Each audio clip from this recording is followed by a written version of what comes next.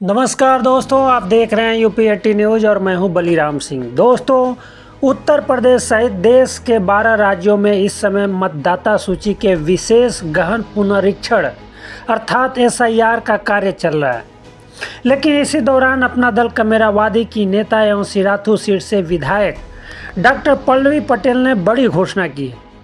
Doctor Pallavi Patel ने कहा है कि वह SIR का फॉर्म नहीं भरेंगी। गोंडा जनपद में मीडिया से बात करते हुए पल्लवी पटेल ने कहा, मैं SIR फॉर्म नहीं भरूंगी और SIR प्रक्रिया का विरोध करती हूं। पल्लवी पटेल ने सवाल किया है कि उन्हें SIR फॉर्म क्यों भरना चाहिए। उन्होंने कहा, मेरे पास सारे दस्तावेज हैं, मैं भारत की नागरिक हूं, ऐसे में मुझे SIR का फॉर्म क्यों भरना चाहिए। पल्लवी पटेल ने कहा कि जैसे महिला आरक्षण कागजों में रहा, वैसे ही SIR भी जमीन पर नहीं उतरेगा। आप पल्लवी पटेल को सुनिए।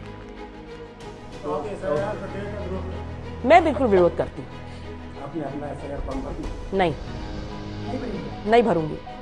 क्या चीज नहीं भरेंगी मैम? SIR फॉर्म नहीं भरूंगी। नहीं, क्यों भरना चाहिए मुझे? क्यों भरना चाहिए?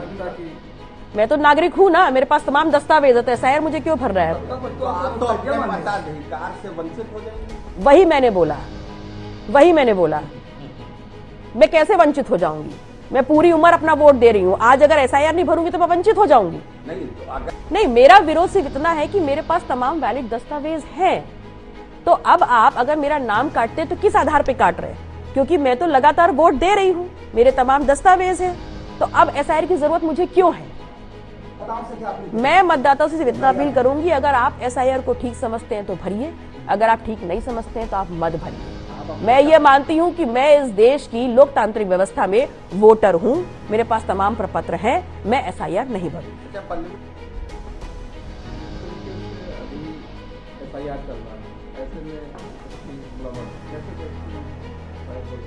देखिए, SIR जो है ये मुझे ठीक वैसा ही प्रतीत होता है जैसा कि इससे पहले जो महिलाओं के लिए आरक्षण की घोषणा की गई थी। महिलाओं के लिए आरक्षण की घोषणा करते हुए सिर्फ पेपरों पे घोषणा कर दी गई, लेकिन इसको जमीनी स्तर पे नहीं उतारा गया।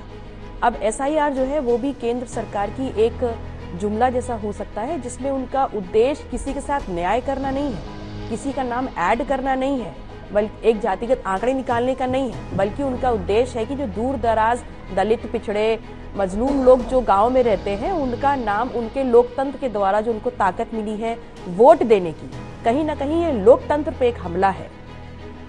देखिए, विपक्ष इसलिए हमलावर है क्योंकि कहीं ना कहीं हमें जो उनकी नीयत है उस पर हमें शक है, और इसलिए क्योंकि जिस प्रदेश में चुनाव की घोषणा हो रही है और जहां जहां से उनको ज्यादा से ज्यादा सीटें हासिल करनी है, वहां SIR को इस प्रकार से गति दी जा रही है। और सबसे इम्पोर्टेंट चीज ये है कि जिस प्रकार का प्रेशर जो BLOs हैं और जो लोग इसमें लगे हुए हैं इस पूरी संपूर्ण प्रक्रिया को पूर्ण करने के लिए, जिस प्रकार से प्रेशर उनके ऊपर है, कहीं ना कहीं अमानवीय है। और हमें इस बात को भी ध्यान में रखना चाहिए कि सरकार के द्वारा प्रदत्त कोई भी काम किया जाए, लेकिन उसमें किसी प्रकार से कोई भी व्यक्ति अंदर टेंशन, अंदर प्रेशर काम ना करे।